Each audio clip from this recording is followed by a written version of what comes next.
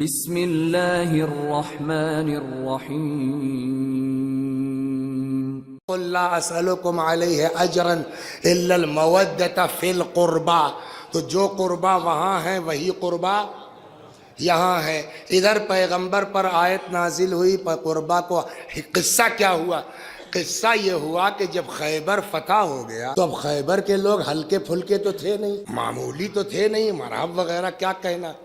اچھا اس کے مقابلے میں فدق والے بیچارے تھے ٹھیک ٹھاک، مگر اب خیبر والوں کے مقابلے میں ان کے اندر دم، تو انہوں نے پیغام بھیج دیا کہ صاحب ہم لڑائی نہیں کریں گے، ہم مصالحت کر لیتے ہیں، ہم آپ کو یہ دے دیتے ہیں۔ تو مصالحت میں پراپرٹی کا ایک حصہ طے ہوا جس کو کہتے ہیں فدق، اور انہوں نے مصالحت میں وہ فدق رسول اللہ کے حوالے کر دیا۔ پیغمبر کے پاس جو بھی چیز آتی اس کی دو قسمیں ہیں، ایک کا نام ہے غنیمت اور ایک کا نام ہے نحلہ یا فی۔ غنیمت کیا ہے؟ فوج کشی ہوئی، جنگ ہوئی، اسلامی فوجوں نے جو ہے کچھ قبضہ کیا، ان کے پاس کچھ جیت کے بعد مال آیا، چونکہ پوری فوج اس میں شامل ہے تو خمس الگ کرنے کے بعد بقیہ 80% جو ہے وہ سارے فوجیوں پر تقسیم کیا جائے، جس کو کہتے ہیں مال غنیمت۔ لیکن اگر فوج کی کشی کے بغیر کوئی پراپرٹی پیغمبر کے ہاتھ آتی ہے تو چونکہ اس میں فوج کا کوئی کنٹریبیوشن نہیں ہے لہذا فوج کا کوئی حق نہیں بنتا ہے۔ وہ کس کا حق ہے؟ سیدھا سیدھا صرف اور صرف پیغمبر کا۔ اب اس قانون کے اعتبار سے سر فدق کس کا حق ہے؟ خالص رسول اللہ کا، فوج سے کوئی مطلب نہیں ہے۔ ادھر پیغمبر مدینے پہنچے، ادھر جبرائیل آ گئے، وَآتِ ذَا الْقُرْبَى حَقَّهُ، قربا کو ان کا حق دے دیجئے۔ پیغمبر نے بلایا اپنی اکلوتی بیٹی حضرت صدیقہ طاہرہ سلام اللہ علیہا، فرمایا یہ حق ہے، یہ حکم ہے خدا کا، یہ پراپرٹی ہے، اس کو لے لو۔ پیغمبر نے ہبہ کیا، بی بی نے قبول کیا، بات یہی نہیں رکی، پھر فرمایا قبضہ کر لو۔ تو جو ایک تکلف باپ بیٹی کے درمیان ہونا چاہیے وہ تھا۔ بابا قبضے کی کیا ضرورت ہے؟ آپ کے پاس ہے، میرے پاس ہے، میرے پاس ہے، آپ کے پاس ہے، کوئی مسئلہ نہیں ہے۔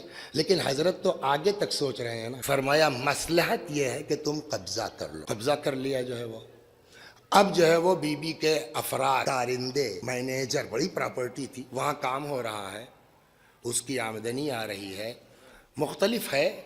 جو میری نظر سے گزری ایک وہ یہ کہ نیئر اباؤٹ 1,10,000 پر ایئر سالانہ آمدنی تھی وکیل صاحب فدق کی۔ یہ 1,10,000 کا مطلب یہ ہوا، 1,20,000 کا مطلب تقریباً 10,000 کا مہینہ۔ آج سے 50 سال پہلے جن لوگوں نے نوکری پائی ہے، اب ریٹائر ہوئے، ان سے ذرا پوچھئے چچا کتے میں بھرتی ہوئے تھے؟ تو کوئی کہے گا 63 روپیہ، کوئی کہے گا 50 روپیہ، سمجھ گئے آپ؟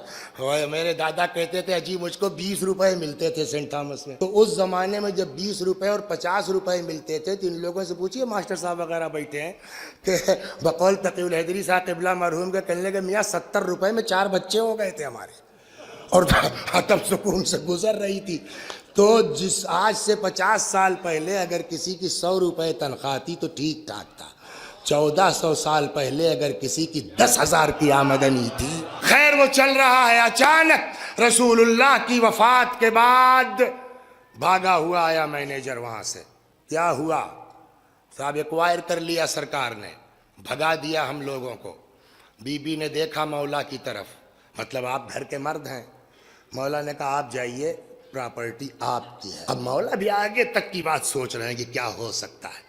شہزادی اٹھی، تشریف لائیں، آئیں دربار میں، کہیے جو چیز میرے باپ نے مجھے دی تھی تم نے کیوں چھین لیا؟ بی بی کو جواب دیا گیا آپ کے پاس کوئی گواہ ہے؟ فرمایا ہاں ہے۔ ہر جگہ جو ہے وہ جوش سے کام نہیں ہوتا، ٹھیک ہے دیکھیں کہاں تک جاتے ہو تم، گواہ ہے، جبکہ سوال ہی غلط ہے، سوال ہی غلط ہے بھائی، میرے قبضے میں ہے۔ وکیل صاحب بتائیے، قبضہ دلیل ملکیت ہے، جو شرعی قانون بھی ہے کہ مدعی گواہ لائے گا، منکر کو قسم کھانا ہے۔ ہمارے قبضے میں ہے، دعویٰ تم کر رہے ہو کہ جو ہے وہ صدقہ ہے، خیرات ہے، چھینا ہے تم نے نا، تم لاؤ۔ لیکن شہزادی نے کہا ٹھیک ہے میں لاتی ہوں۔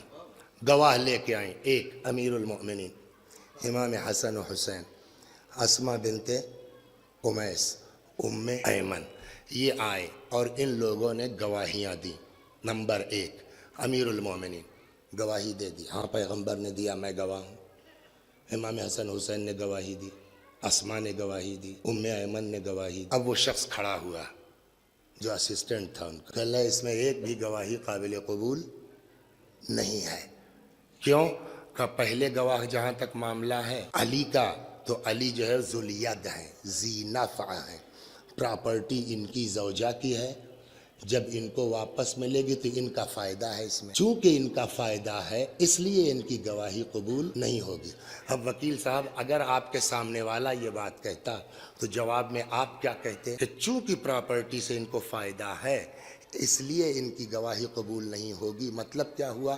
یعنی یہ اپنے فائدے کے چکر میں گواہی دے رہے ہیں. یہی مطلب ہوا نا. فائدے کے چکر میں گواہی دے رہے ہیں کا مطلب گواہی غلط ہے. مطلب یہی ہو نا, گواہی غلط ہے کا مطلب یعنی علی خلاف حق بول رہے ہیں. مطلب یہی نا نکلا گھما پھرا کر کے. صدقے جائیں شاید اسی دن کے لیے پیغمبر نے کہہ دیا تھا علی مع الحق والحق مع علی. حق علی کے ساتھ ہے, علی حق کے ساتھ ہے.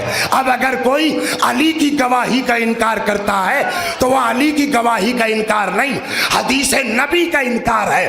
جو نبی کی حدیث کو نہ مانے وہ کچھ ہو سکتا ہے, مسلمان نہیں ہو سکتا. ہم وہ سب کریں گے جو کہیں نہ کہیں اہل بیت کے کام آنے والا ہو. ہم نے کہا کیا مطلب؟ کہ جاؤ دیکھو مقدمہ چل رہا ہے فدق کا. اور پھر اس نے کہا حسن و حسین ان کی گواہی نہیں مانی جا سکتی اس لیے کہ اولاد کی گواہی ماں کے حق میں قابل قبول نہیں ہے. اب سمجھے قرآن نے اہتمام کیوں کیا تھا. اب اگر کوئی اولاد کی گواہی سے انکار کرے تو یہ حسن کا انکار نہیں, قرآن کا انکار ہے. جو قرآن سے انکار کر دے کچھ ہو سکتا ہے, مسلمان نہیں ہو سکتا. تیسری گواہ جناب اسما بنت امیس. اب ان کے بارے میں کیا کہیں, اس لیے کہ جہاں کیس چل رہا ہے یہ وہیں شادی ان کی ہوئی. تو ابھی تک تو آپ کہہ رہے صاحب ان کے بیوی کی پراپرٹی ہے تو ان کی ماں کی پراپرٹی. یہ کون ہے؟ مگر صاحب وکیل تو وکیل سر, ایک سے ایک آپ جھیلتے ہوں گے. ہیں لایا کوڑی دھوڑ کے ساتھ, کہنے لگا کہ اسما کی گواہی اس لیے قبول نہیں ہو سکتی. یہ تھی کون؟ یہ جناب جعفر طیار کی زوجہ تھی اسما, یعنی مولا کی بھاوج, یعنی شہزادی کی جٹھانی. جناب جعفر طیار کی شہادت کے بعد ان کی شادی ہو گئی یہاں جہاں کیس چل رہا ہے. تو اب کیا کریں؟ تو لایا کہ صاحب ان کی گواہی اس لیے نہیں مانی جائے گی کہ یہ بنی ہاشم کے خاندان کی بہو رہ چکی ہیں. تو ہم نے کہا بھیا تب اسی میں مان لو کہ بنی ہاشم کا خاندان کتنا زبردست ہے. جہاں کی بہو تھیں ان کے حق میں گواہی, جہاں کی ہیں اس کے خلاف گواہی. اس سے تو خاندان کی عظمت کا اندازہ ہو. اس نے تاڑ لیا, رے اس کو آگے مت بڑھنا, چپ رہو تم اجمی آدمی, تم کو آتا جاتا تو کچھ آئے نہیں. نتیجہ یہ ہوا کہ کیس شہزادی ہار گئی, وہاں سے واپس آ گئی. مولا کائنات نے فرمایا ایک دن کہ آپ پھر جائیے. تو کیا ہے, کیا ہوئی, میرا حق لاؤ, تم نے کیوں چھین لیا؟ تب گواہی وہی والا معاملہ تو ہو نہیں سکتا. ان کو بھی سب پتا ہے کہ کیسے کیسے رد کی گئی, تو اس میں کوئی دم تھا نہیں.